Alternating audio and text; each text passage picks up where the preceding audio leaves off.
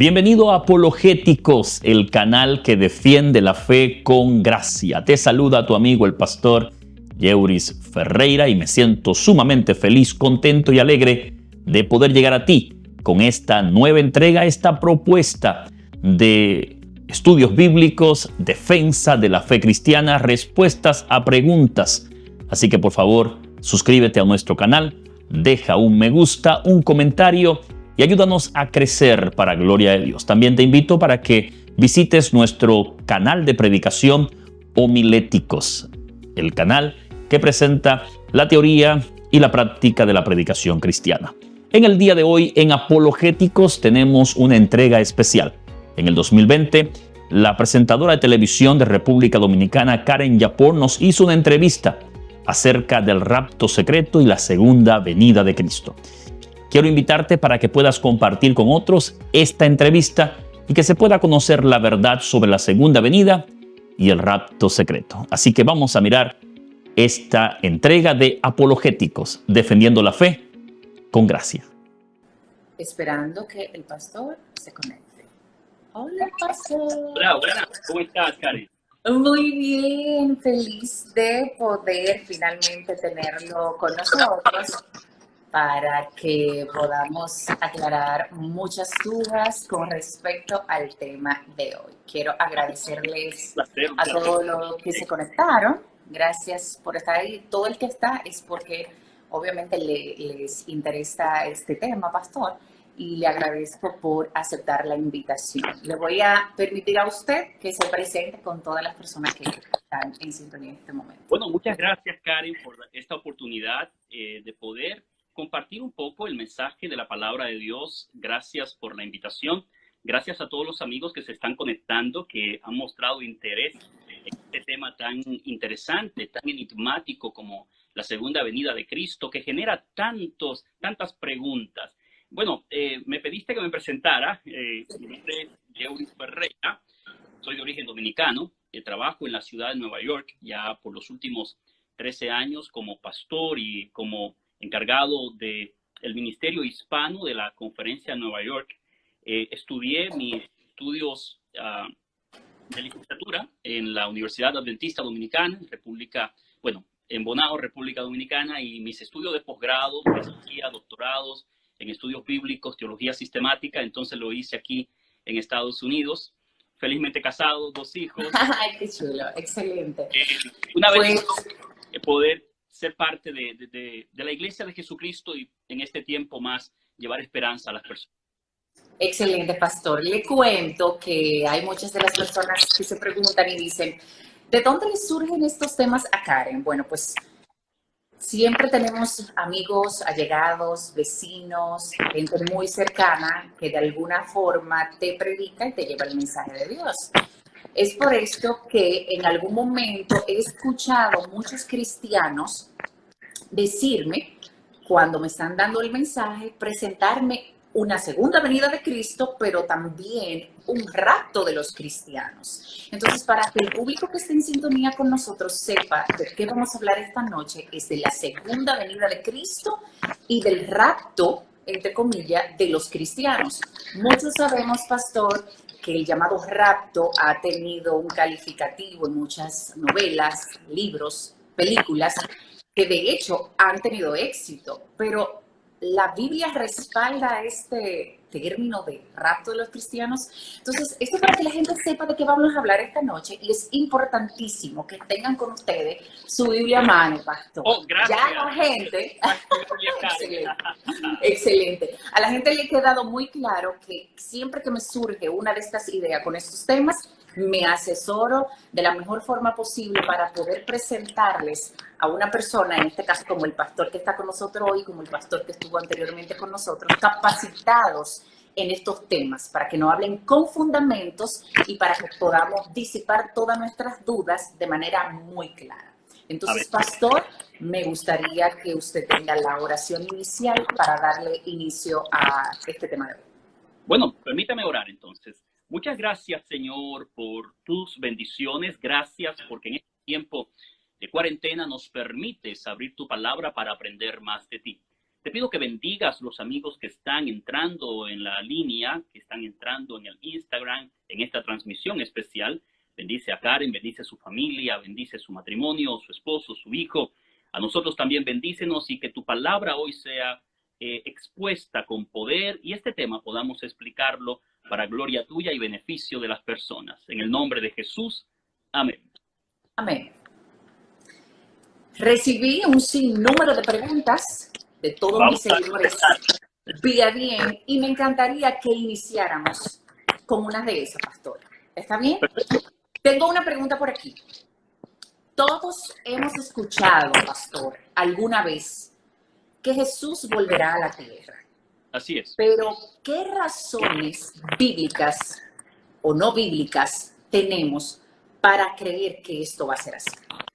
Bueno, Karen, esa es una pregunta sumamente importante. Tal vez la pregunta más importante que se haga esta noche sea esta pregunta. ¿Por qué creemos que Jesús viene por segunda vez? Quiero decirte que yo crecí como agnóstico por un tiempo. No creía absolutamente nada de esto que la Biblia presentaba, hasta que después de un tiempo recibí al Señor en mi corazón y comencé a estudiar profundamente estos temas proféticos e históricos.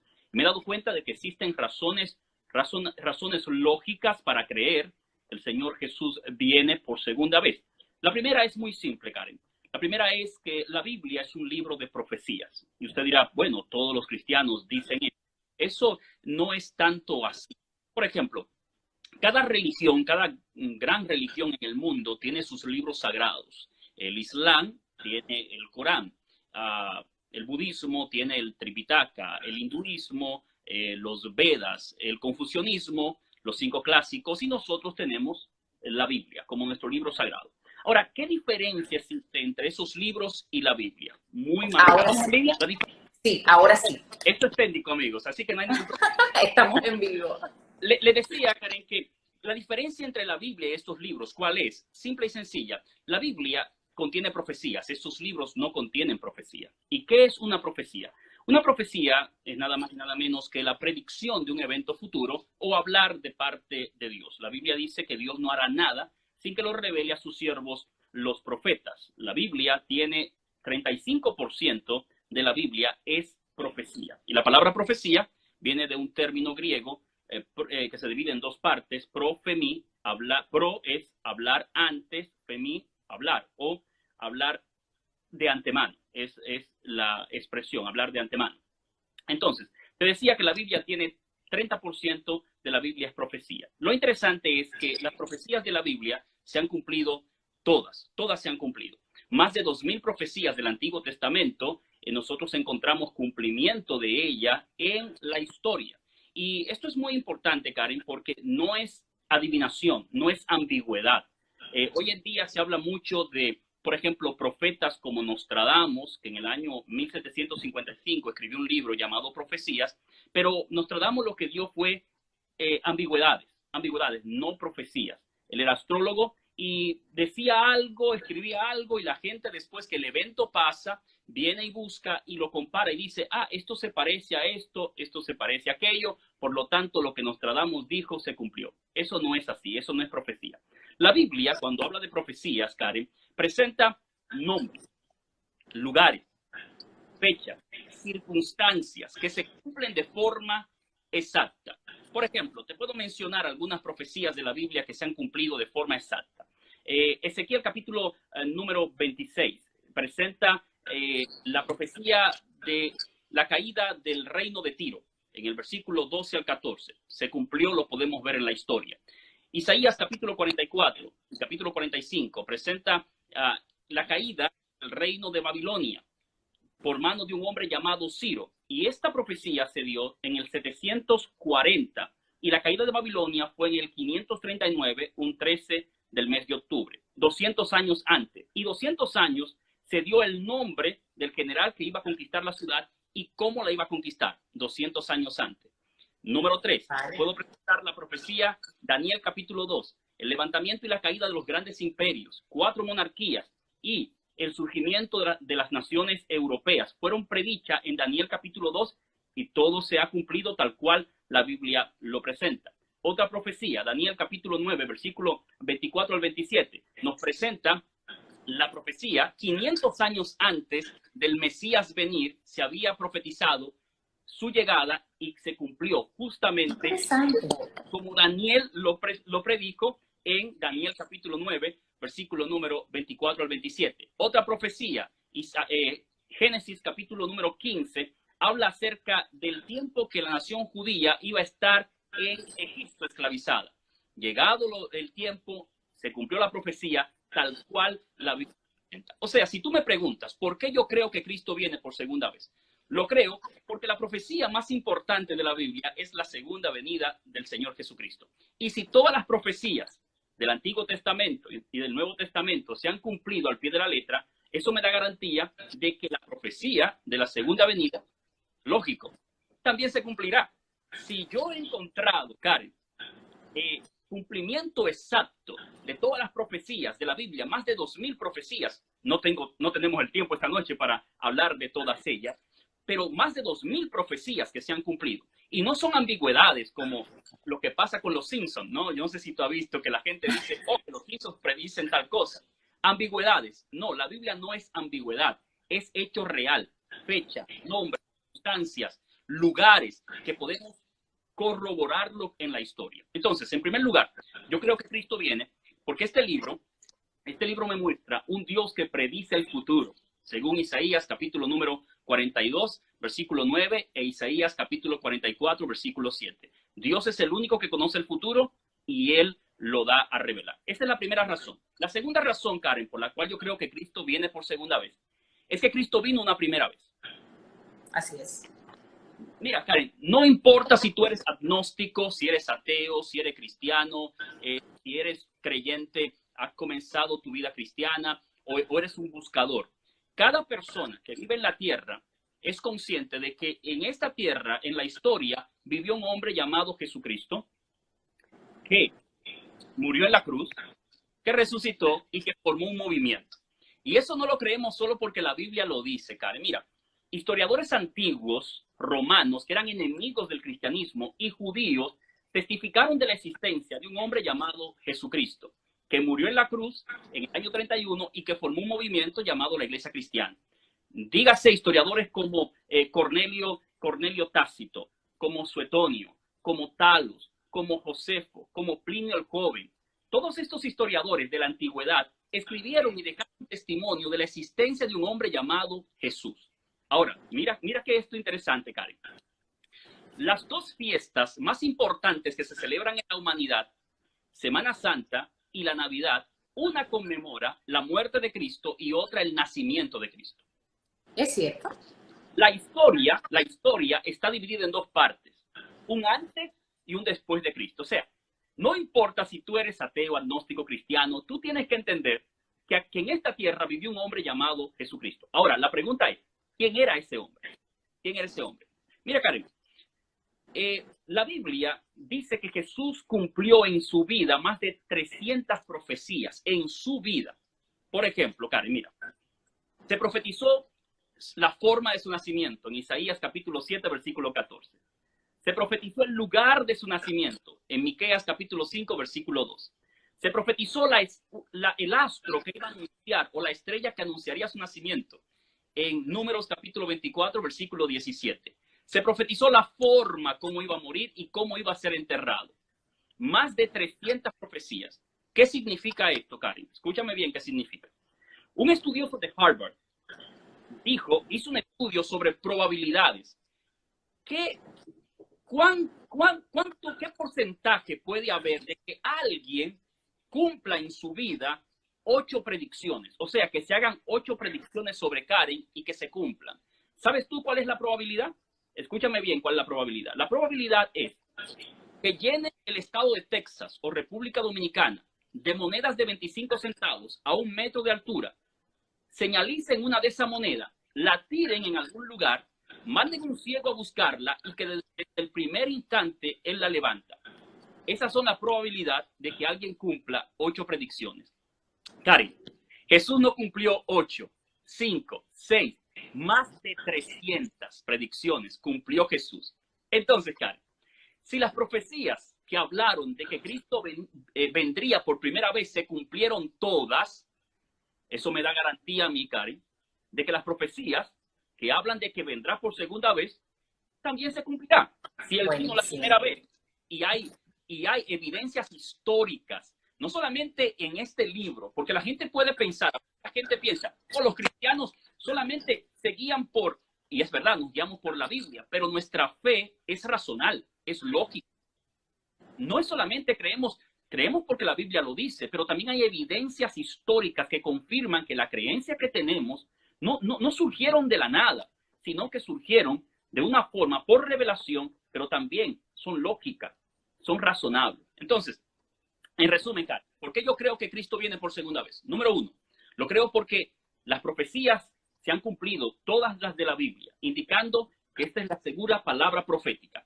Número dos, porque Cristo vino una primera vez. Y si vino una primera vez y hay datos históricos que confirman su vida, su muerte, su resurrección, el movimiento que formó, esto me indica a mí que vendrá por segunda vez, porque si vino una primera vez, se va a cumplir que venga por segunda vez. Ahora, Karen, hay algo que va más allá de la razón. Hay algo que va más allá de la lógica, Karen, es la fe. O sea, yo creo que Jesús viene por segunda vez por fe. ¿Y por qué lo creo por fe? Porque la Biblia dice en Hebreos capítulo 11, versículo 1, es pues la fe, la certeza de lo que se espera, la convicción de lo que no se ve. Y dice el versículo 6, sin fe es imposible que agrademos a Dios, porque es necesario que el que se acerca a Dios crea que le hay y que es galardonador de aquellos que le buscan. Hebreos capítulo 10, versículo 38 y 39, 37 y 38 dice, un poquito y el que ha de venir vendrá y no tardará, y el justo por la fe vivirá. Imagínate, Karen, que no existiesen argumentos lógicos como lo que he presentado, que no existiesen el cumplimiento de las profecías. ¿Sabe por qué lo creo? Porque en San Juan capítulo 14, versículo 1 al 3, Jesús dijo estas palabras. No se turbe vuestro corazón. Creéis en Dios, creed también en mí.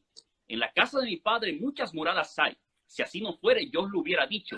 Voy pues a preparar lugar para vosotros, y si me fuere, y os prepararé lugar, vendré otra vez.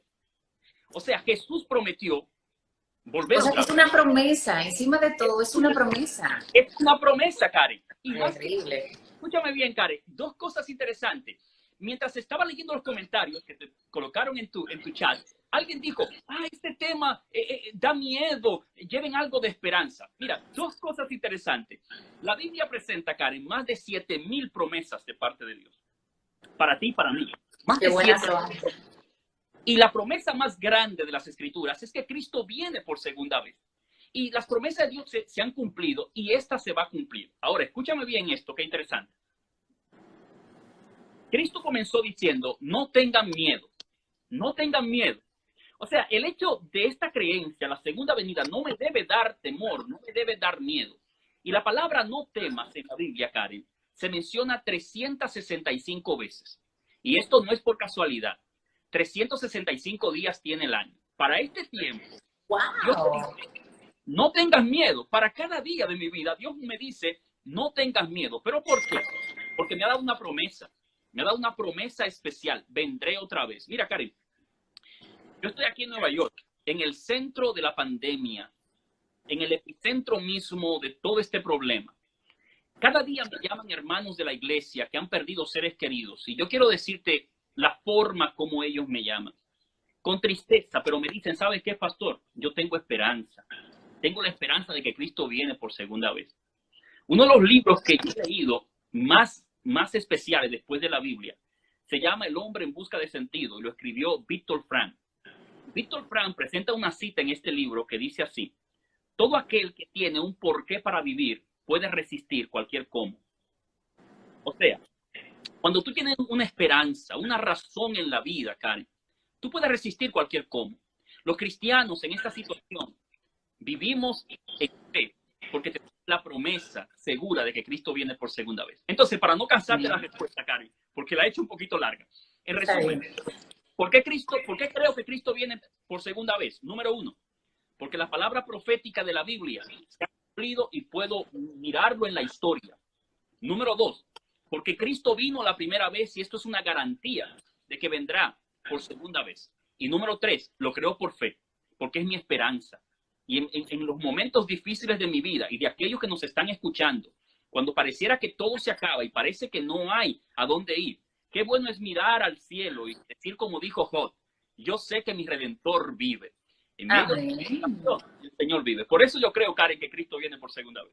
Amén, nos ha quedado bastante claro y yo sé que todo el que está viendo esta hermosa prédica acerca de la segunda venida de Cristo, pues sé que está tomando nota de los versículos para que más adelante puedan verificar por ellos mismos que todo lo que hemos escuchado aquí pues es verdad y es respaldado por la palabra de Dios. Vamos a entrar en tema inmediatamente porque nos quedó bastante clarísimo que la segunda venida de Cristo por fe, por convicción, por lógica, ha de suceder. Ahora bien, pastor, muchos amigos, personas allegadas, como le dije al principio, me hablan de la segunda venida de Cristo, pero también me han mencionado el rapto secreto.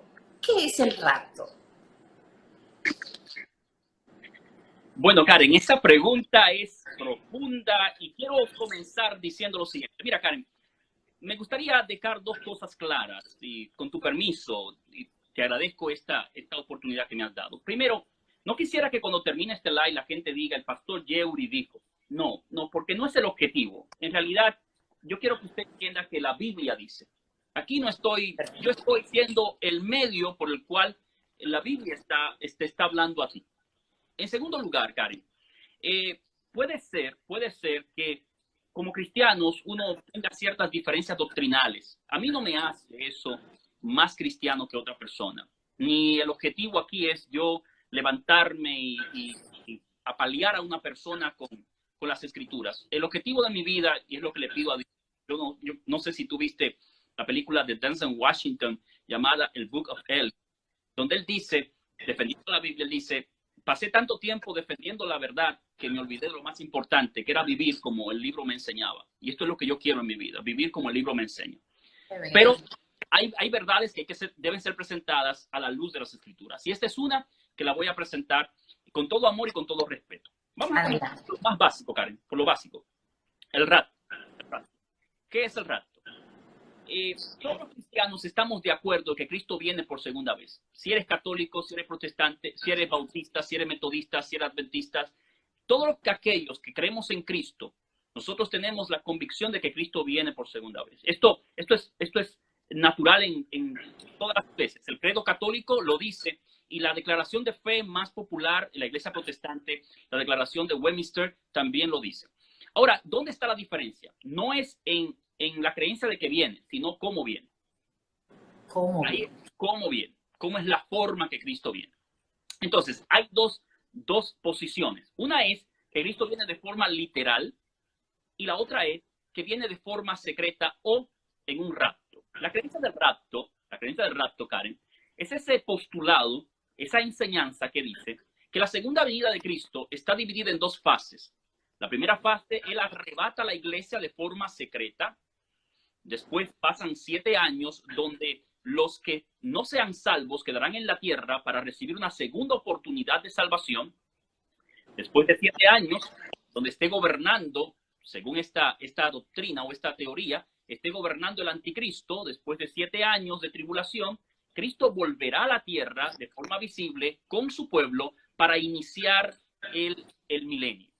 En resumen, el rapto es la creencia que dice que la venida de Cristo se separa en dos fases. Una primera fase de arrebatamiento de la iglesia de forma secreta.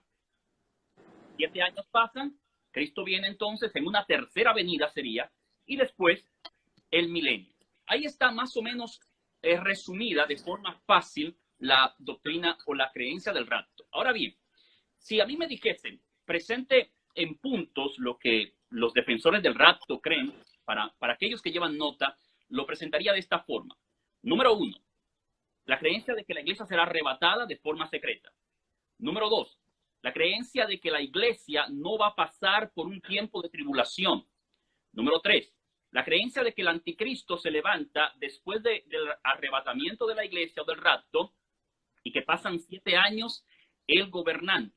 Número 4, la creencia de que Cristo vendría entonces a darle o viene para dar una segunda oportunidad de salvación. Esto es, en resumen, lo que los exponentes del rapto presentan. La venida de Cristo en dos fases, una fase secreta, otra fase entonces pública. Paréntesis, antes de que usted continúe, o sea que de esas personas que he escuchado hablar que sí creen en un rapto secreto, he visto vehículos o he escuchado de vehículos que llevan placa a decir, si ves este carro solo es porque ya puede pertenecer a ti, o son de los que dicen que pueden estar un día lavando afuera y puede venir Cristo y llevárselo a escondida a su pueblo. Literal, esto es lo que cree la gente que cree en el rapto. Estas son más o menos la función. Bueno, interesante, Karen, porque mira, la doctrina o la creencia del rapto no es tan vieja, Karen. En realidad, para el año 1850 fue popularizada por un predicador llamado John Derby.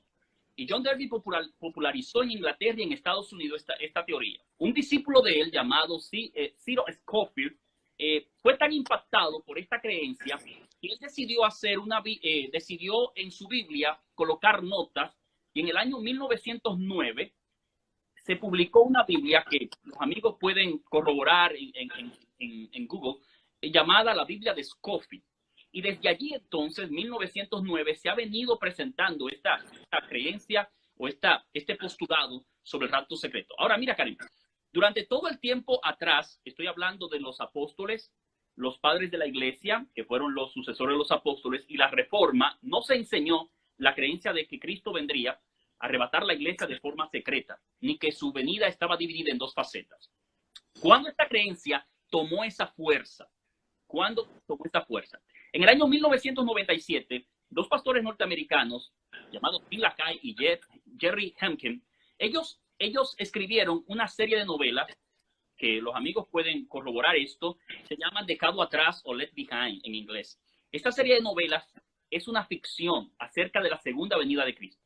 Y ellos presentaron en esta serie de novelas, que son 16, la creencia, esa forma de que un avión estaría en pleno vuelo y, bueno, el libro comienza de esa manera, el primer libro, el avión está en vuelo y la azafata mira y ve muchos asientos que están vacíos y ve las ropas ahí.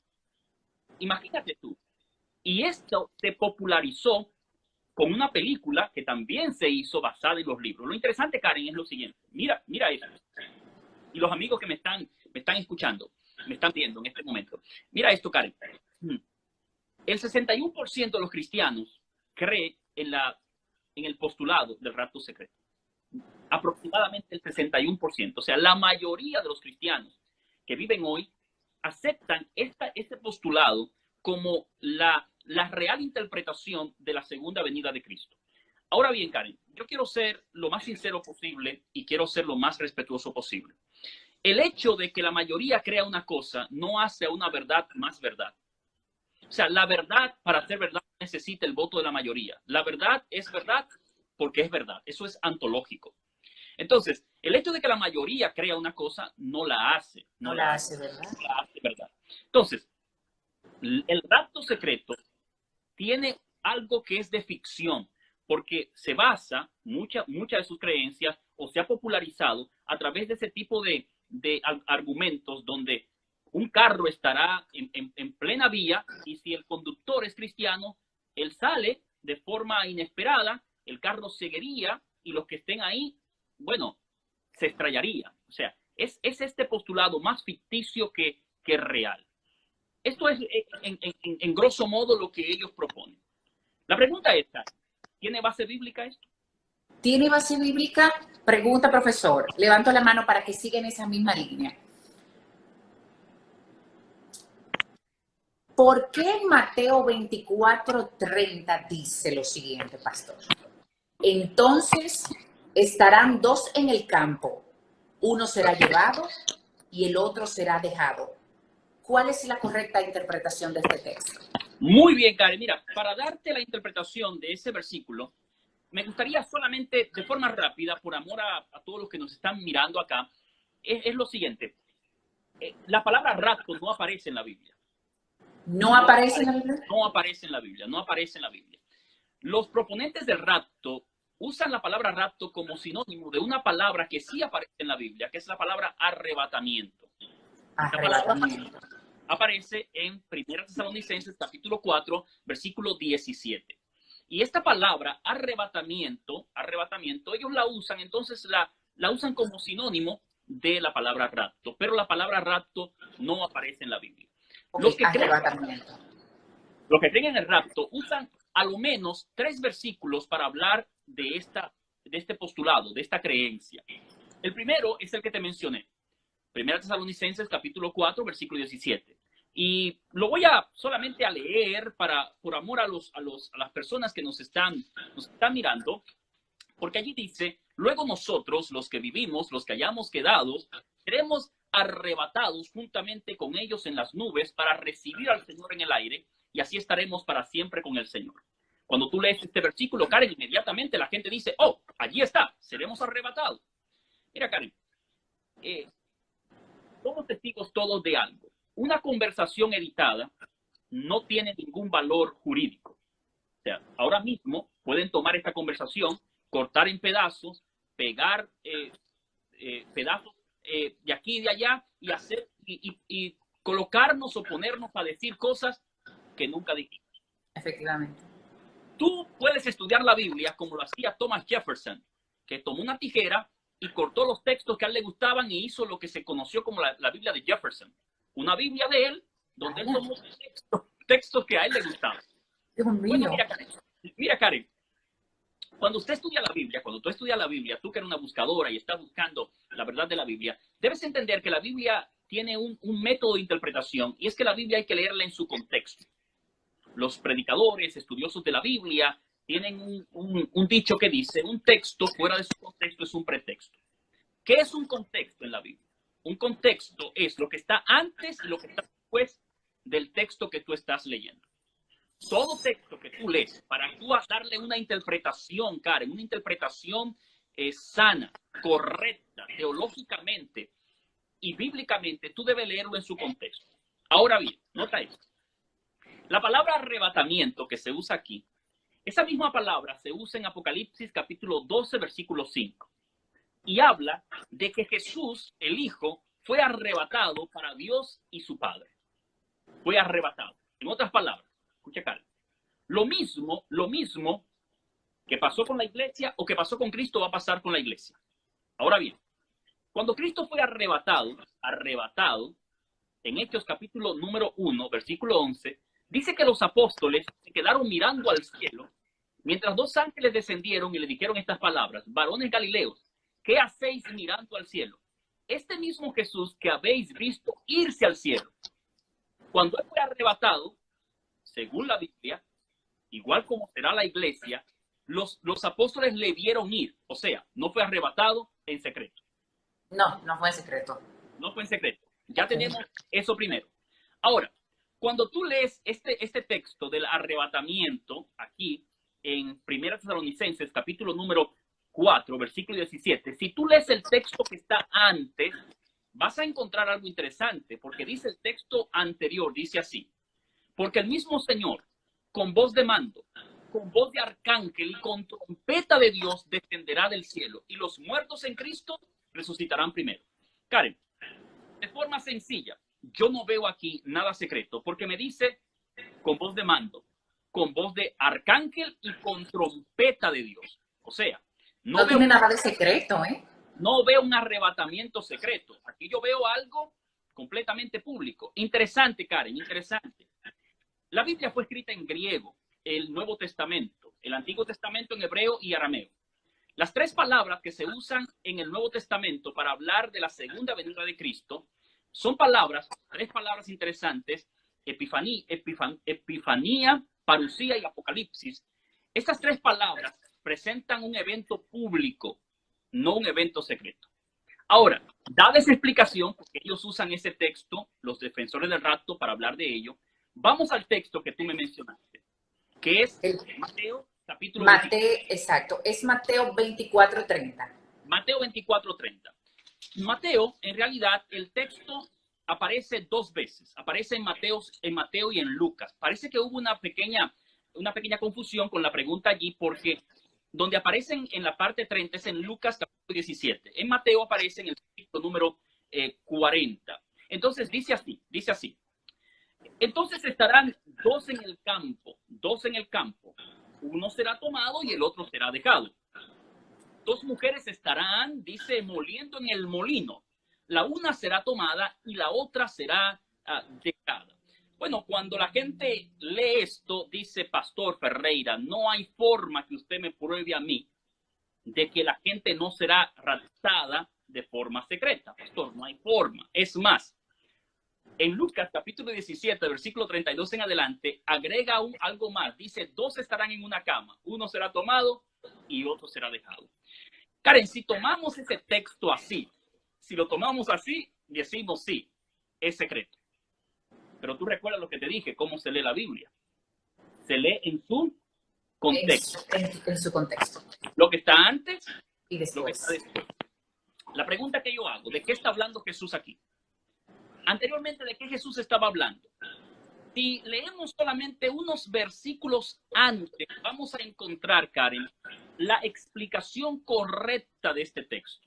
Porque unos versículos antes, en el versículo 37, dice de esta manera. Escúchame bien qué dice. Más como en los días de Noé, así será la venida del Hijo del Hombre. Pregunto, ¿con qué está comparando, Karen, la segunda venida? Con los días de Noé. Con los días de Noé. ¿Qué aconteció en los días de Noé? Nota lo que aconteció. Dice así. Porque como en los días antes del diluvio estaban la gente comiendo, bebiendo, casándose, dándose en casamiento hasta el día en que Noé entró al arca. Nota lo que está diciendo la Biblia acá. Jesús está diciendo aquí que su venida sería igual que los días de Noé. Comer, beber, casarse, eso no tiene nada de malo, eso es normal que se haga. O sea, la gente en el tiempo de Noé estaba viviendo su vida normal, su normalidad diaria.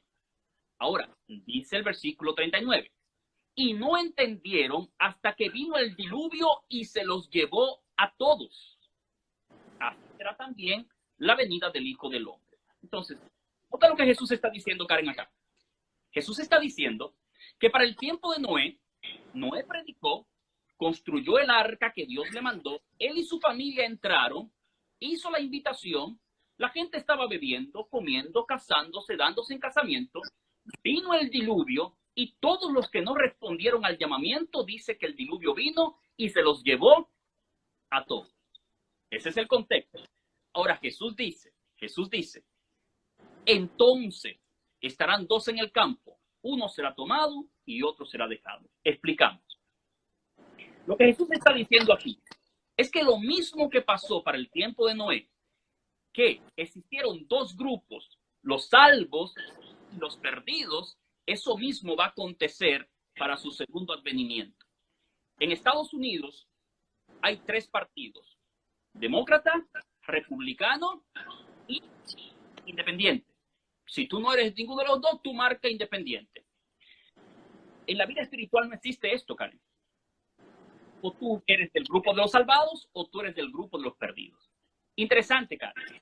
Porque proponen el rapto, dicen que los que sean dejados tendrán la oportunidad para salvarse durante 7 años. Yo pregunto, ¿qué pasó con aquellos que no entraron al arca en el tiempo de Noé? ¿Siguieron viviendo su vida normal?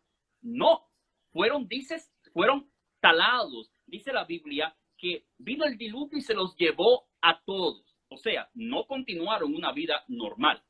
No. Cuando Cristo venga, lo que este texto está diciendo aquí es lo siguiente. Este texto está diciendo que la humanidad, Karen, la humanidad estará dividida en dos grupos.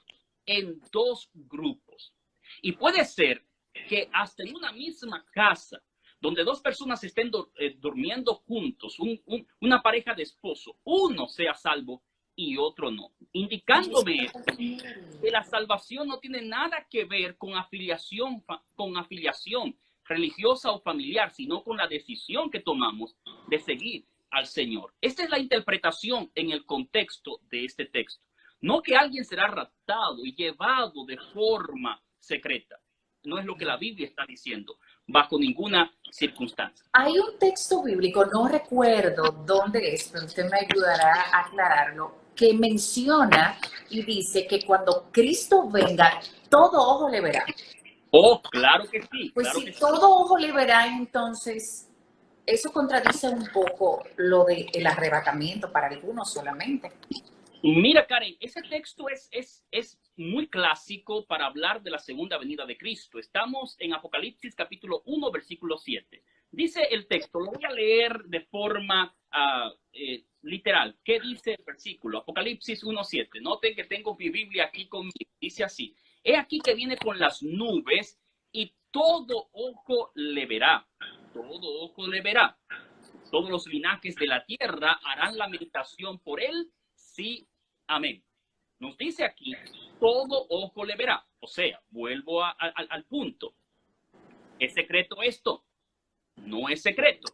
Karen, cuando yo estudio las escrituras, cuando leo la Biblia, me doy cuenta de características que la Biblia da sobre la segunda venida de Cristo que me imposibilitan creer que viene de forma secreta a raptar la iglesia.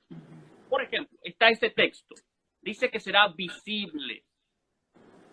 Primera Tesalonicenses capítulo 4, versículo 17, dice que será audible. Vendrá con voz de mando, con voz de arcángel, con trompeta de Dios.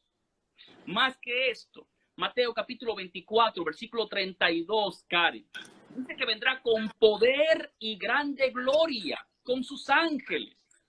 O sea, la Biblia me está mostrando un cuadro, no me está mostrando un cuadro secreto, no me está mostrando un arrebatamiento secreto, me está mostrando una venida, un evento donde todos lo van a ver, todos lo van a escuchar, será con poder, será con gloria y lo más interesante, Karen, no será espiritual como los proponentes del rapto secreto lo presentan, porque Hechos capítulo 1, versículo 11 dice, este mismo Jesús que ha sido tomado de vosotros, así vendrá como le habéis visto ir al cielo. En otras palabras, Jesús vendrá como Él ascendió. Y Él no ascendió de forma espiritual y secreta.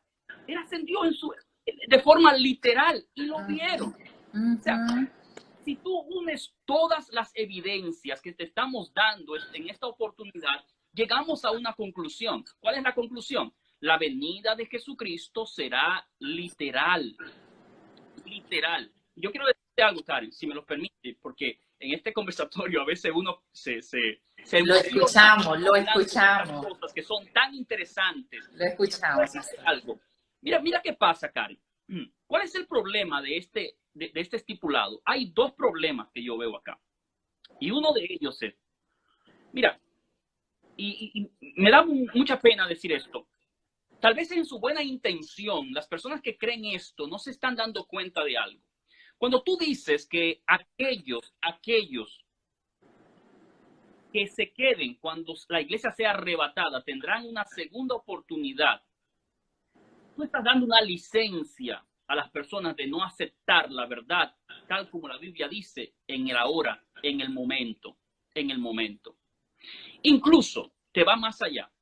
La Biblia dice que, y debemos tratar eso más adelante, la Biblia dice que nadie conoce el día y la hora. Y si la iglesia será arrebatada y van a pasar 7 años y Cristo vendrá literal, entonces ya ese texto no tendría razón de ser que esté en las Escrituras.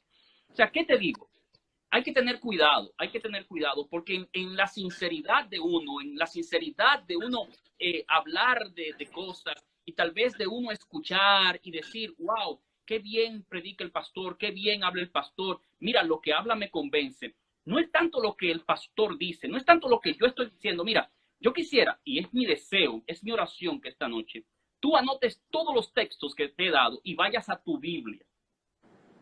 Y con tu Biblia en mano, tú puedas, con tu Biblia en mano, corroborar lo que estamos enseñando, lo que te estamos diciendo y ver que no es el pastor Ferreira, es la Biblia. Y puedes dejar la pregunta, dársela a Karen, enviármela a mí a través de cualquier red social. ¿Por qué? Porque es la Biblia, no es lo que yo te creo, es la Biblia que te está enseñando. Entonces, hay que tener cuidado, porque una segunda oportunidad después que la iglesia sea arrebatada, yo pienso que no puede existe. ser una falsa esperanza. ¿Por qué? Porque Segunda Tesalonicenses capítulo 1 dice que cuando Cristo venga, aquellos que no lo hayan aceptado serán consumidos con el resplandor de su venida. O sea que no hay segunda oportunidad. No hay una segunda oportunidad, porque la oportunidad es ahora, Karen. Pero Es caramba. ahora. Entonces, en ese mismo orden, pastor, ¿habla la Biblia de 7 años de tribulación? Bueno, interesante. Karen, no hay un texto bíblico que te hable de 7 años de tribulación. ¿Cómo que no, pastor? No Tiene que hay haber un alguna texto de la Biblia, Karen, que hable de 7 años de tribulación. Y vuelvo a caer en lo mismo. Usted puede decir, oh, qué bien predica el pastor, me convenció. Pero no es tanto lo bien que habla el pastor o lo bien que predica, está basado en la sana palabra, la sana enseñanza de la verdad. Karen, ¿dónde se basan los proponentes de esta creencia de los 7 años de tribulación, donde la iglesia no va a participar? ¿Dónde se basan? En una profecía de Daniel capítulo 9. Si me puedes acompañar con tu Biblia, te lo voy a agradecer. Claro. Solamente rápido, porque no tenemos todo el tiempo. Y que tengo una preguntita por ahí también. Está bien, Karen. Daniel capítulo 9, versículo número 24 adelante, habla de la profecía de las 70 semanas. 70 semanas. Y esta profecía, déjame explicarla rápidamente como la explican los proponentes de la tribulación, de los 7 años de tribulación. Esta profecía se divide en varias facetas. En el versículo 24 dice, 70 semanas están determinadas sobre tu pueblo y sobre tu santa ciudad. Es una profecía que estaba dirigida al pueblo judío. 70 semanas de años, dice una versión llamada la versión Torres Amat. Y no también con qué objetivo. Dice, para terminar la prevaricación, poner fin al pecado, expiar la iniquidad, para traer la justicia perdurable, sellar la visión y la profecía y ungir al santo de los santos. Es una profecía mesiánica lo que se está dando aquí. Daniel está prediciendo o profetizando la venida del Mesías y su obra. Entonces, el versículo número 25 dice, sabe pues y entiende que desde la salida de la orden para restaurar y edificar a Jerusalén hasta el Mesías príncipe, habrá 7 semanas y 62 semanas. Es la primera parte de la profecía y con esa parte no hay problema. ¿Por qué? Porque todos ellos dicen que estas 69 semanas, 7 semanas, 62 semanas, se cumplen hasta la venida del Mesías, la muerte del Mesías. Ahora, aquí está el punto. Los proponentes del rapto dicen lo siguiente, las 69 semanas, que serían nada más y nada menos que 483 años, van desde un punto hasta la venida de Jesucristo, la muerte de Jesucristo. Ahora, después de la muerte de Jesucristo hay un intervalo de tiempo y para el tiempo del fin se cuenta la otra semana, que son los 7 años que ellos hablan de tribulación. Es un poco contradictorio esto, porque la profecía es de 70 semanas juntas, no divididas. No está cortando una para que se cumpla acá y después la voy a ver la otra cumplida 2000 años después. Para nada, para nada. Entonces, ellos interpretan esta profecía de forma equivocada, diciendo, las primeras 69 semanas se cumplen hasta la venida del Mesías. Después viene la historia de la iglesia y después se cumplirá la semana restante donde la iglesia será tribulada y el anticristo va a aparecer. Bueno, mira, cuando estudio la Biblia me doy cuenta de algo. Me doy cuenta que en Daniel capítulo 9, versículo 25, me da el inicio de esta profecía. Dice, desde la salida para restaurar a Jerusalén hasta el Mesías príncipe, habrá 7 semanas y 62 semanas, o sea, 483 años. La orden para restaurar a Jerusalén la dio Artajerjes en el año 457. Si contamos desde el año 457 y contamos 483 años, llegamos justamente al año 27. ¿Qué pasó en el año 27? Dice que el Mesías iba a aparecer. La palabra Mesías significa ungido. Y Jesús fue ungido en el río Jordán cuando fue bautizado. Ahora, la otra semana, el texto la divide en 2, si lo leemos más adelante. Dice, a la mitad de la semana se va a quitar la vida al Mesías. Del año 27 hasta el año 31, Cristo muere en el año 31 y tiene un ministerio de 3 años y medio.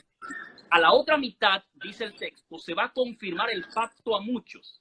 En el año 34, justamente, año 34, después de Cristo, con el apedreamiento de Esteban, la iglesia se dispersa y comienza a predicar no a los judíos, sino a los gentiles. Y el pacto de salvación se confirma con muchos. O sea, cuando tú cuentas, Karen, desde el año 457 hasta el año 34 después de Cristo, vas a encontrar exactamente 490 años. Oh, la profecía de las 70 semanas. No tiene nada que ver con un asunto futuro de 7 años de tribulación. Para nada, para nada. Perfecto. Entonces, los 7 años de tribulación es algo del pasado, no nada, y ni siquiera son ni siquiera son los 700 años de tribulación, ¿verdad? No, para nada, Karen, porque, o sea, cuando hablamos de una semana de los 7 años. 7 años, 7 años, perdón, 7 años de tribulación. No se está refiriendo a la tribulación, incluso, mira bien, interesante, porque los que proponen el rapto dicen que es la tribulación, pero no de la iglesia, porque la iglesia raptada nunca pasará por tribulación. Mira, Karen, en la Biblia nunca se ha prometido a la iglesia que no va a pasar por tribulación. Nunca. ¿Por qué razón? Te puedo dar varias razones. Te voy a dar las primeras. Jesús dijo, en el mundo tendréis aflicción, pero confiad, yo he vencido el mundo. Pablo dijo, todo aquel que quiere vivir piamente en Jesucristo va a padecer persecución. Jesús dijo, llegará la hora cuando todo aquel que os mate pensará que está rindiendo servicio a Dios. En otras palabras, Karen, la iglesia va a pasar por tribulación. Dios nunca ha prometido que sus hijos no van a pasar por tribulación. Lo que Dios ha prometido es estar con ellos en las tribulaciones. En las tribulaciones. Y eso es lo que me llena de gozo, de alegría. Que en las tribulaciones Dios va a estar conmigo. Y lo estuvo en el pasado. Por ejemplo, tú conoces la historia, los 3 jóvenes hebreos que fueron arrojados al horno de fuego. Dios no lo libertó del horno de fuego, pero estuvo con ellos en el horno de fuego. Wow. Daniel fue echado al foso de los leones. Caramba, Dios sí. no impidió que lo echaran al foso de los leones, pero preservó su vida en el foso de los leones. Amén. La iglesia va a pasar por tribulación antes que Cristo venga. Será perseguida. Muchos perderán hasta la vida. Sin embargo, Dios ha prometido estar con su iglesia, estar contigo, estar conmigo. O sea, no es que no pasaremos por tribulación. Vamos a atravesar por tribulación. Vamos a atravesar por momentos difíciles. Sin embargo, Karen, tenemos la promesa de que el Señor está con nosotros. Y nos dice en Isaías 41:10, no temas porque yo estoy contigo. No desmayes porque yo soy tu Dios que te esfuerzo. Siempre te ayudaré, siempre te sustentaré con la diestra de mi justicia. En Apocalipsis, capítulo 2, versículo 10, nos dice, no temas en nada lo que vas a padecer. He aquí el diablo echará a alguno de vosotros en la cárcel para que seáis probados y tendréis tribulación por 10 días. Sed fiel hasta la muerte y yo te daré la corona de la vida eterna. ¿Tú estás entendiendo, Karen? O sea que sí va a haber tribulación. Pero Dios dice, sed fiel, yo estoy contigo. Exacto, no pasa nada. No va a pasar, sed fiel, yo estaré contigo. Inclusive, Karen, todos los hijos de Dios a través de la historia, la iglesia ha sido perseguida. Y los fieles, Pablo fue decapitado. Todos los apóstoles, excepto Juan, el discípulo amado, el que escribió el Apocalipsis, en la isla de Patmos, estando allá recluido en esa isla, excepto él, todos padecieron el martirio. Entonces, ¿cómo es posible, Karen, que el Dios del cielo permitió que su iglesia en el pasado pasase por tribulación y su iglesia en el presente no va a pasar por tribulación? Karen, mira, si Dios, y quiero que los amigos que están allí entiendan esta parte, y se lo digo de corazón, si Dios impide la tribulación a los cristianos, la gente se convertiría no por amor a Cristo, sino para evitar las tribulaciones. Y Dios no quiere eso. O sea, yo no sigo al Señor para evitar el dolor. yo sigo al Señor porque Él está conmigo en mi dolor y le da sentido a mi dolor. Importante, importantísimo eso, pastor, porque la gente considera que cuando son personas que están en la iglesia, que buscan de Dios correctamente, pues no van a tener ningún tipo de pruebas, ningún tipo de tribulaciones. La gente no le puede pasar nada porque están buscando de Dios. Pero usted ha dicho y ha mencionado algo muy importante, y es que usted es un seguidor de Cristo no para evitar las tribulaciones, sino para que Dios esté con usted en medio de ella. Eso es muy importante. Entonces, pastor, hasta el momento tenemos claro lo siguiente, que la segunda venida de Cristo es real. Nos dejó claro que ya las profecías se cumplieron en algún momento de manera lógica y también bíblica, y cómo ya nos vamos a entender que se va a cumplir la segunda venida de Cristo. Usted lo ha dejado bíblicamente y lógicamente bastante claro.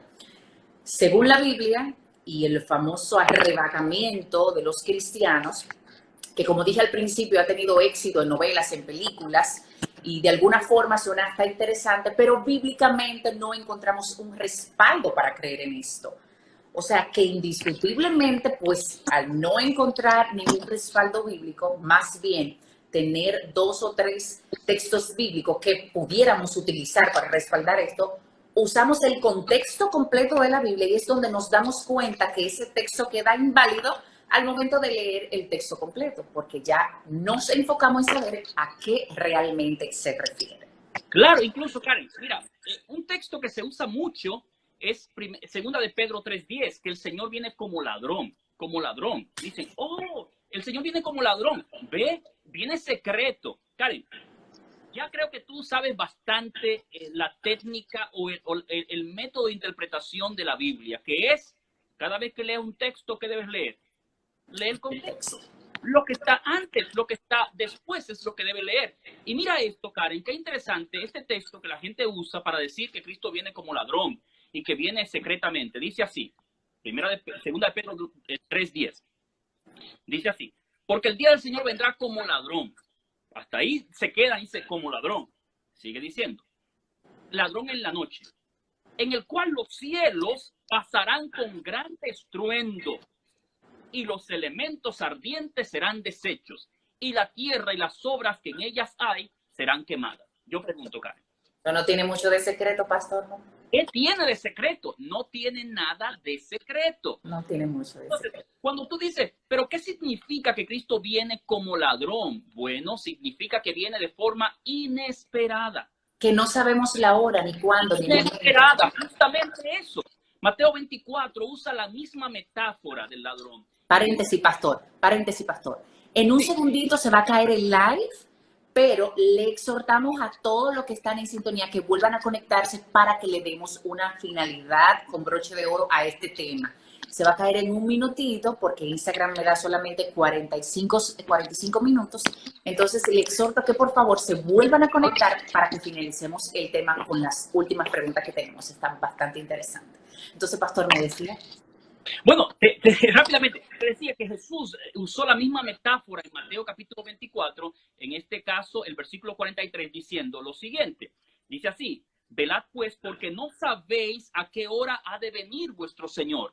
Pero sabed esto, que si el padre de familia supiese a qué hora el ladrón habría de venir, velaría y no dejaría minar su casa. Jesús está diciendo, yo vengo de forma inesperada. El hecho de que vengo como ladrón no es que vengo secreto, es que vengo cuando menos me estén esperando. Esa es la interpretación del texto. Y nosotros debemos estar velando. Debemos estar velando. Tiene mucha lógica, pastor, porque si a mí me dicen, Karen, la venida de Cristo es tal fecha, y digo, bueno, pues yo tengo chance, déjame resolver unas cosas que a Dios quizá no le agraden mucho y esperar un poquito más para adelante. Pero el hecho de decirme que Jesús viene como ladrón en la noche, lo que me dice a mí es que debo estar preparada desde ya, porque no sabemos la hora, ni el momento, ni cuándo. ¿Es cierto? Así es, ¿verdad, pastor? Así es. Tenemos las próximas preguntas, pastor. Sí, ¿Para qué viene Jesús de nuevo a la tierra? ¿Cuáles son las señales de la venida de Jesús? ¿Y cómo puedo yo saber que se está acercando? ¿Y cómo podemos, de alguna forma, ponerle alguna fecha de regreso a Cristo? Estas son las 3 preguntitas que tenemos para cerrar, para complacer a mis fieles espectadores. Y espero que vuelvan a conectarse, ya que esto se me va a caer y se va a volver a conectar. Así que, pastor, quédeseme ahí para volverlo a invitar al live. Ya vengo. ¿Listo? Perfecto, pastor. Entonces la pregunta es, Vamos a ver. ¿para qué viene Jesús de nuevo a la tierra? ¿Para qué? Perfecto. Bueno, ¿para qué viene Jesús? Esa es la pregunta más relevante que podemos hacer esta noche. Jesús viene para varias cosas. La Biblia dice, en primer lugar, viene para resucitar a los que creyeron en Él y han muerto. Dice que los muertos en Cristo resucitarán primero. Dice 1 Tesalonicenses, capítulo número 4, versículo 17. En segundo lugar, Jesús viene, dice Mateo 16, 37, para pagar a cada uno conforme a sus obras. A sus obras. Esto es muy importante. Para pagar a cada uno conforme a sus obras. En tercer lugar, Jesús viene, según Hebreos capítulo 9, versículo 28, para salvar a los que en Él esperan. Salvar a los que en Él esperan. En cuarto lugar, Jesús viene, según Mateo 25, 32 en adelante, para hacer separación entre salvos y perdidos. Según Daniel capítulo 2, versículo 44, Jesús viene para establecer definitivamente el reino de Dios. Y según Apocalipsis capítulo 20, Jesús viene para atar en una cadena de circunstancias al diablo por 1000 años. Resumiendo, Jesús viene para eso. Para salvarnos. Exactamente. Para darle vida al que murió en él. Pero entonces lo importante de todo esto es, pastor, que así mismo como puede alentar esto que usted ha mencionado a muchos cristianos, quizá a personas que todavía no conocen de Cristo o personas que todavía no están preparados para su venida, puede esto aterrorizarlo o decir, ajá, pero entonces hay una paga para mí si no busco de Dios. Entonces menciona uno de esos textos que puede Jesús venir a castigarme en ese tiempo. Se lleva a los salvados y los que no buscaron de él y no se salvaron tienen un castigo literal que mencionen esos textos bíblicos. Bueno, mira, Karen, hay verdades en la Biblia, hay verdades que pueden ser amargas, y entiendo que pueden ser duras. La Biblia presenta que Dios envía mensajes de amonestación y misericordia para su pueblo, para sus hijos. Cada vez que Dios envía un juicio, Dios nunca, Karen, envía un juicio sin antes enviar una amonestación de misericordia. Es más, Karen, escúchame bien. Dice el libro de 2 Timoteo que Dios no quiere que nadie perezca. Dios no quiere que nadie perezca. Dios quiere que todos los hombres sean salvos, dice la Biblia, y vengan al conocimiento de la verdad. Dice a Pedro, capítulo número 3, segunda Pedro, capítulo 3, versículo número 9, que el Señor no retarda su promesa, según algunos la tienen por tardanza, sino que es, escúchame bien la palabra, paciente para con nosotros, no queriendo que nadie se pierda, sino que todos procedan al arrepentimiento. Dice el libro de Ezequiel, capítulo 33, que Dios no quiere la muerte del impío, sino que le dice al pecador, volveos a mí. O sea, Karen, nosotros somos amados por un Dios misericordioso, un Dios de múltiples oportunidades, que usa cada cosa en la vida para hacernos un llamado. Ahora mismo está usando este medio para llamar a las personas. Interesante esto. O sea, dejamos claro, el Señor no quiere que las personas perezcan. Ahora, hay un dicho en República Dominicana, puede ser que lo hayas escuchado, y se usa mucho en los países hispanoparlantes, que dicen, tú puedes llevar al caballo a beber agua, pero tú no puedes obligar que el caballo se la tome. O sea, ya tiene que ejercer la voluntad del caballo de tomarse el agua. Entonces la salvación llega al ser humano, pero tú tienes que tomar la decisión de aceptar esa salvación. Y todo en la vida tiene consecuencias. No hay una decisión que no tenga consecuencias. Es por eso que la Biblia nos dice, Karen, en Apocalipsis capítulo 3, versículo 20, y es un texto que me gustaría que los amigos que nos están viendo puedan marcarlo en su Biblia y puedan tenerlo como un tesoro para sí. Dice que he aquí yo estoy a la puerta y llamo. Escúchame bien, Karen. Dios tiene el poder de derrumbar la voluntad del ser humano y obligarlo a que lo acepte. Pero él dice, no, yo estoy a la puerta y llamo. ¿Por qué Dios llama?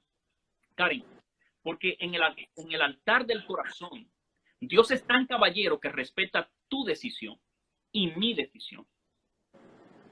Estoy a la puerta y llamo. Si alguno oye mi voz y abre la puerta, entraré a él. cenaré con él y él conmigo. O sea, tú tienes que aceptar.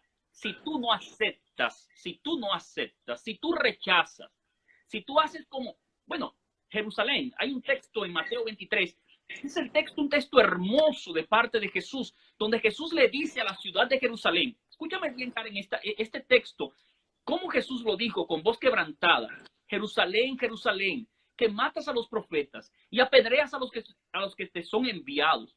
¿Cuántas veces no quise juntar a tus hijos como la gallina junta sus polluelos debajo de sus alas y no quisiste? Wow. O sea, el Señor ha hecho todo para salvarnos, pero tú tienes que aceptarlo. Y si tú no lo aceptas, entonces las consecuencias, tú no puedes decir, oh, Dios es un Dios castigador, un Dios iracundo. No, fueron las consecuencias de tus decisiones. Es por Interesante. Es por eso que toda mala decisión que se haya hecho tiene un remedio. ¿Y sabes cuál es el remedio? Tomar una buena decisión en el presente. Aceptar a Cristo. Aceptar a Cristo como Salvador.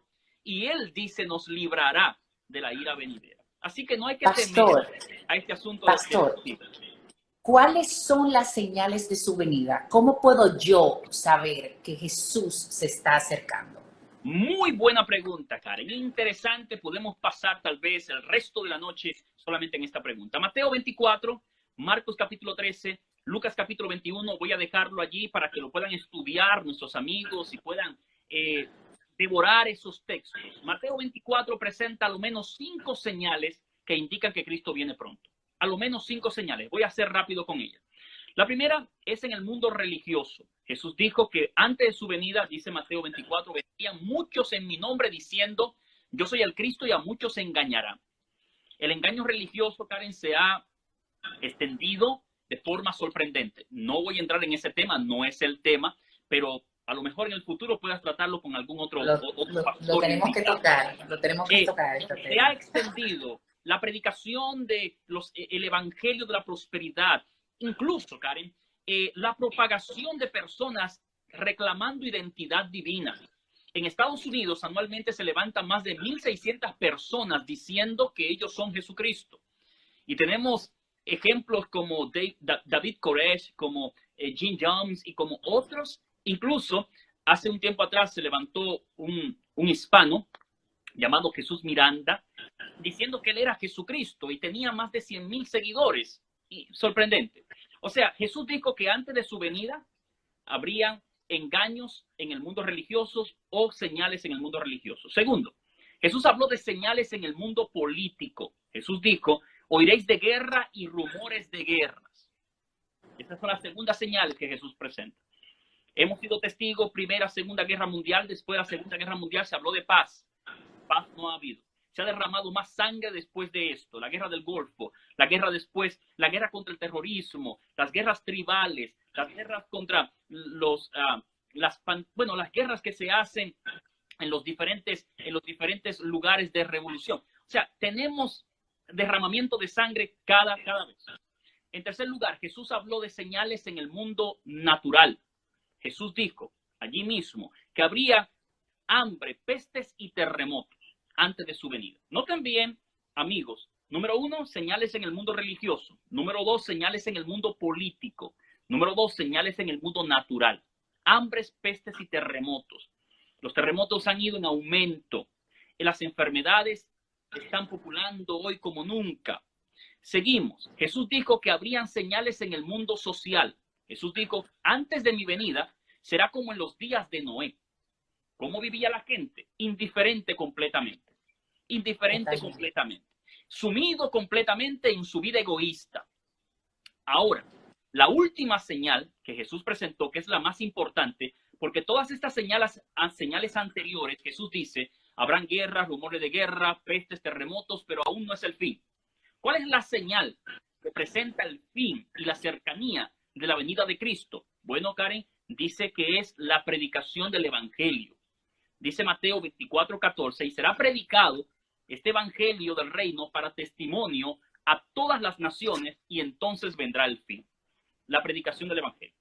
Ahora, Karen, mira, yo sé que hay gente allí que puede estar en el chat diciendo, siempre han habido guerras.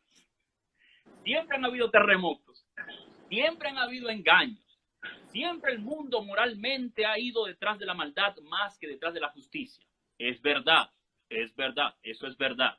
Ahora, Jesús fue sabio, Karen, muy sabio, porque Jesús presentó una ilustración para hablarnos de las señales y él dijo en el versículo 24, y todo esto serán principios de dolores. Ay, padre. La palabra dolores allí, Karen. Que falta más, pastor. No, mira, no es esto, no es esto. Escúchame bien porque es interesante esto. Mira bien, la palabra dolores utilizada allí se puede traducir como dolores de parto. Y la característica, yo no puedo hablar de eso, tú puedes hablar de eso, mi esposa. La característica es, los dolores de parto es frecuencia e intensidad. Frecuencia e intensidad. Escúchame bien. Cuando una mujer sale embarazada, no tiene dolores de parto. Mientras se va acercando el alumbramiento, la intensidad y la frecuencia de los dolores son más notables. El séptimo mes es más notable que el sexto. El noveno mes más que el octavo. Pero la última semana, lo que era esporádico se convierte en algo frecuente y más fuerte. O sea, el dolor de parto se caracteriza por intensidad y por frecuencia. Cuando el hijo se está acercando, cuando el alumbramiento se está acercando, el dolor es más fuerte y es más intenso y más frecuente. Mira qué fue lo que Jesús dijo. Siempre habrán señales, siempre habrán guerras, pero cuando yo me esté acercando a la tierra, serán más intensas y más frecuentes. Yo te pregunto, Karen, y seamos sinceros, este año 2020, desde enero hasta aquí, Mateo 24, en las señales la podemos ver cumplida. Comenzamos el mes de enero con una amenaza de guerra con Irán, donde se enviaron tropas estadounidenses, terremotos, incendios en Australia.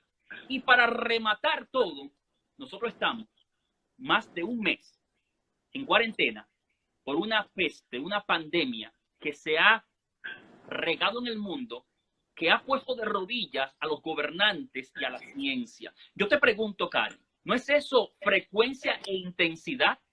Pero sobre todo, pastor, se le escapó personalidades importantes de la sociedad, artistas reconocidos, usando plataformas para llevar... Allí voy, Karen, allí voy. La predicación del evangelio. Karen, Dios es un Dios sabio, un Dios sabio. Karen, ahora mismo, ¿cuántas personas nos están mirando a nosotros?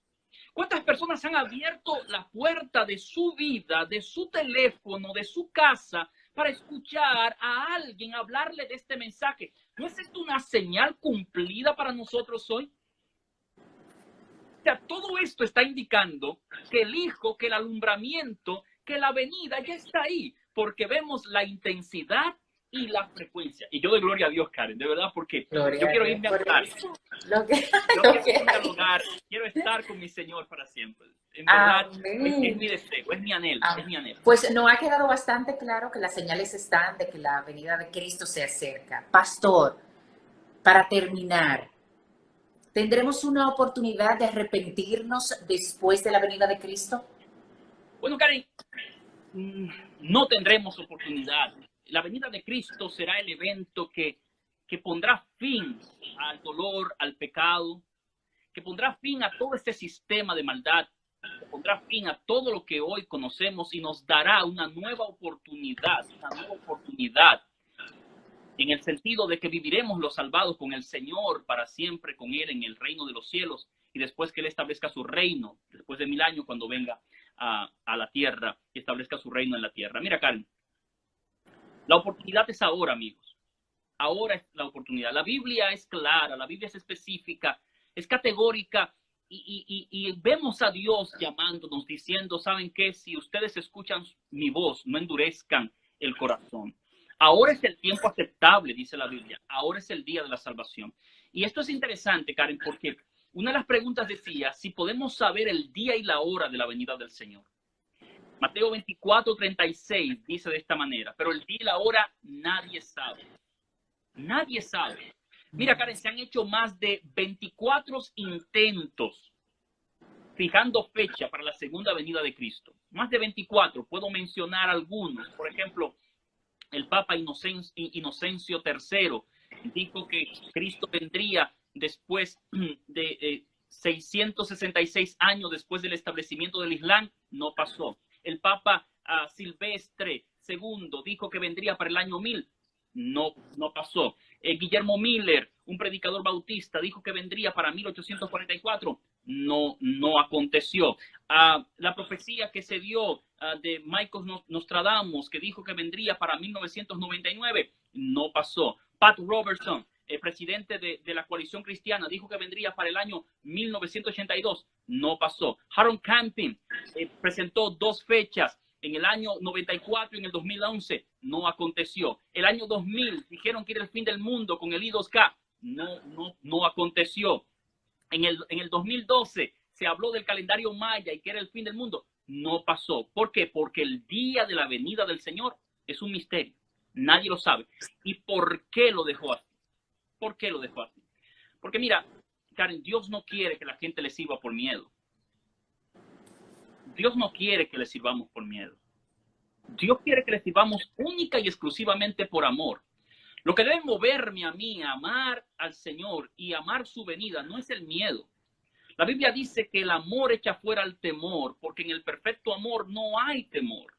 La Biblia dice, Dios no me ha dado espíritu de cobardía, no me ha dado espíritu de miedo, sino de poder y de dominio propio. Lo que Dios desea, Karen, es que nosotros le sirvamos por pleno amor. Y ahora es la oportunidad. Y si estamos haciendo esto es para llevar un mensaje de preparación. No hay que temerle a este asunto de la venida de Cristo. Para nada. Es más, dice la Biblia en Tito capítulo 2 versículo 13 que es nuestra bendita esperanza. Nuestra bendita esperanza. Yo tengo una niña pequeña y hace un tiempo atrás nosotros compramos una casa y tuvimos una situación para el cierre y se tardó un poco. Y yo recuerdo que un día iba conduciendo mi carro con ella y me dijo unas palabras. Me dijo, papi, ¿cuándo vamos a estar en la casa? Yo quiero estar en mi casa. Entonces, yo pensé para mí y miré al cielo y le dije lo mismo al Señor, ¿sabe? Señor, ¿cuándo vamos a estar en nuestra casa? Ya yo quiero estar en mi hogar. O sea, lo que queremos es eso, estar en nuestra casa. Y la Biblia termina, Karen, y es interesante cómo la Biblia termina en sus últimos textos. Y me gustaría compartir esto por amor a los amigos que nos están mirando. La Biblia nos dice allí, nos da una invitación y dice, el esposo y la esposa dicen, ven. Y el que oiga, diga, ven. Y el que tenga sed, venga y tome del agua de la vida gratuitamente. Gratuitamente. O sea, ahí no hay que cobrar nada para dice así, eso es lo más chulo todavía. Capítulo 22, versículo 17. El espíritu y la esposa dicen ven. Y el que oye diga ven. Y el que tiene sed venga y beba del agua de la vida gratuitamente. Y termina el libro de Apocalipsis diciendo, el que da testimonio de estas cosas dice, ciertamente vengo en breve. Y noten cómo termina Juan. Dice, sí, amén. Ven, Señor Jesús. Ven, Señor. Karen, ojalá que todos los que están ahí en el chat puedan entender que esto es lo que queremos, que Jesús venga. Ven, Señor Jesús. Y por más argumentos lógicos que te pueda dar, por más teología que te pueda enseñar, mi vida le he pasado estudiando las Escrituras y todos estos temas de la profecía, pero tengo un anhelo de ver a mi Salvador Jesucristo, al que murió por mis pecados y me ha dado una oportunidad de salvación. Y me dice, hijo mío, te amo, a pesar de tus imperfecciones, te amo y te llamo y quiero que seas salvo. ¿Y cuántas oportunidades no nos ha dado el Señor, Karen? Qué bueno. Excelente, pastor. Entonces, terminamos, señores, el estudio de hoy. Nos quedó bastante claro sus preguntas. Bueno, una gran parte de sus preguntas fueron respondidas por el pastor Yeuris Ferreira. Pues les cuento ya el recuento desde el principio, es que ya sabemos que sí existe una segunda venida de Cristo. La Biblia nos respalda el arrebatamiento secreto. No encontramos en la Biblia los 7 años de persecución. No tendremos oportunidad después de la segunda venida de Cristo de salvarnos, pero el mensaje de la segunda venida de Cristo lo que nos arropa es a prepararnos y que son buenas nuevas y que en vez de ponernos tristes, pues lo que debería es ponernos contentosos porque todo lo que se habla allí de maravilla, pastor. Amén. Gloria a Dios. Así es. Antes de terminar con su oración, pastor, hay un pedacito de una canción que quiero cantarle de una amiga que dice para que la gente en un momento como ese, de todas las condiciones que estamos pasando, pues se pare de su casa, se pare y tenga un poquito de fe y de confianza en Dios de que las cosas en algún momento pasarán. Dice, levántate, levántate de tu lecho y anda. Con toda autoridad Jesús te manda, porque nada es imposible para Dios. Nada es imposible para Dios. Lo que se haya de hacer, solo tienes que creer. Y por ti Dios lo hará. Y es que en su nombre caen rotas las cadenas y no hay demonio que resista su presencia. Tienen que huir, se van ante el sonido de su voz. Nombre poderoso, nombre, nombre sobre todo el nombre de Jesús.